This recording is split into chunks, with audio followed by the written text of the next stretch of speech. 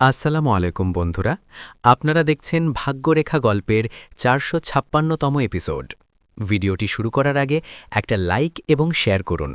আর হ্যাঁ, চ্যানেলটি সাবস্ক্রাইব করতে ভুলবেন না। তাহলে চলুন শুরু করা যাক। এপিসোডের শুরুতেই এক আবেগঘন মুহূর্ত দেখা যায়। অভয়ের মা চোখ ভরা জল নিয়ে বলেন, আমাদেরকে তোকে ভালো করে দেখতে দে। কত কষ্ট দিয়েছিস মাকে। আমার চোখ এই দিনটার জন্য অনেক অপেক্ষা করেছে। বুয়াও আবেগ নিয়ে বলেন, আমাদের এত ভালো শ্রদ্ধাকে কেউ ভুলে থাকতে পারে? এটা শুধু ওর ভালোবাসা আর ভক্তির ফল। আমরা আমাদের আগের অভয়কে ফিরে পেয়েছি।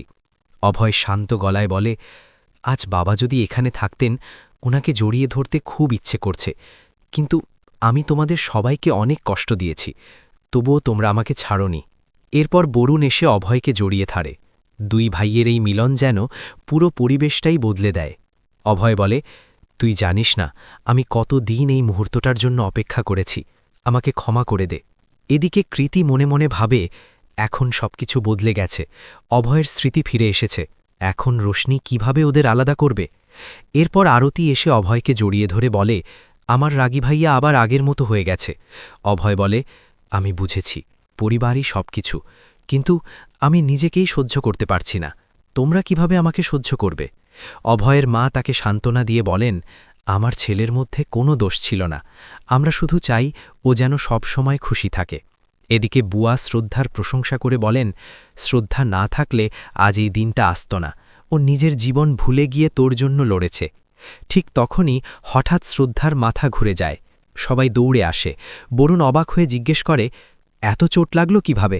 শ্রদ্ধা বলে, শুধু আমরা না, কুণালও আহত হয়েছে, ও কিচেনে আছে। সবাই বুঝে যায় এই ঘটনার পেছনে কুণালই দায়ী। অভয়ের আগে বলে, আমি ঠিক সময় না পৌঁছালে আজ কি হতো জানি না। বুয়া রাগে ফেটে পড়ে বলেন, ওকে আমি ছাড়ব না, পুলিশের হাতে তুলে দেব।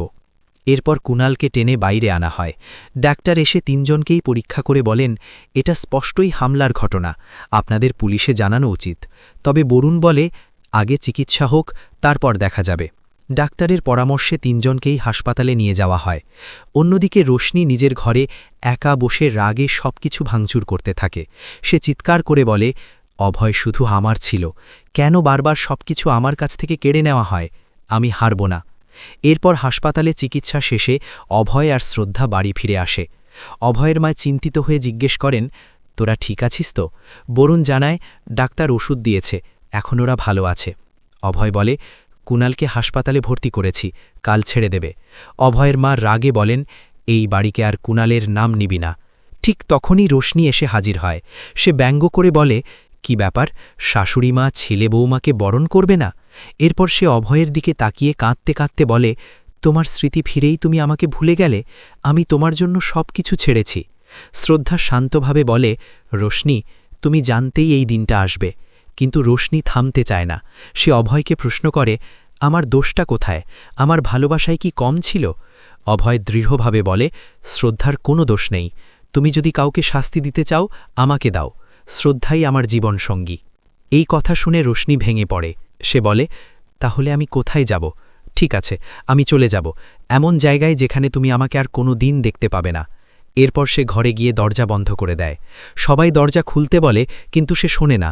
বুয়া বলেন, দেরি করো না, দরজা ভেঙে ফেলো।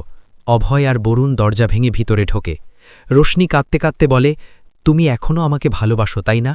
অভয় বলে, তুমি যা করছো এটা ভালোবাসা না, এটা নিজেকে ধ্বংস করা। কৃতি বলে, তুমি অভয়ের ভালোবাসা নিয়ে খেলেছ, আজ তোমার এই অবস্থার জন্য তুমিই দায়ী। এরপর রোশনি আবার অভয়কে নিজের সাথে নিয়ে যেতে চায়। ঠিক তখনই শ্রদ্ধা এসে তাকে জোরে একটা চড় মারে। শ্রদ্ধা কঠোর গলায় বলে, মৃত্যুকে ভয় পাও না? তাহলে এসো, আমি তোমাকে সাহায্য করি।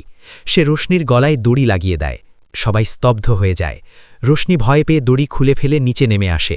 শ্রদ্ধা বলে, এটা ভালোবাসা না, এটা তোমার অহংকার, এখন তোমার সব নাটক শেষ, এই বাড়িতে তোমার আর কোনো জায়গা নেই। অভয়ের মা কৃতিকে জিজ্ঞেস করেন, তোমার কিছু বলার আছে? কৃতি বলে, একটা সুযোগ ছিল ওদের আলাদা করার, সেটাও হারিয়ে গেল।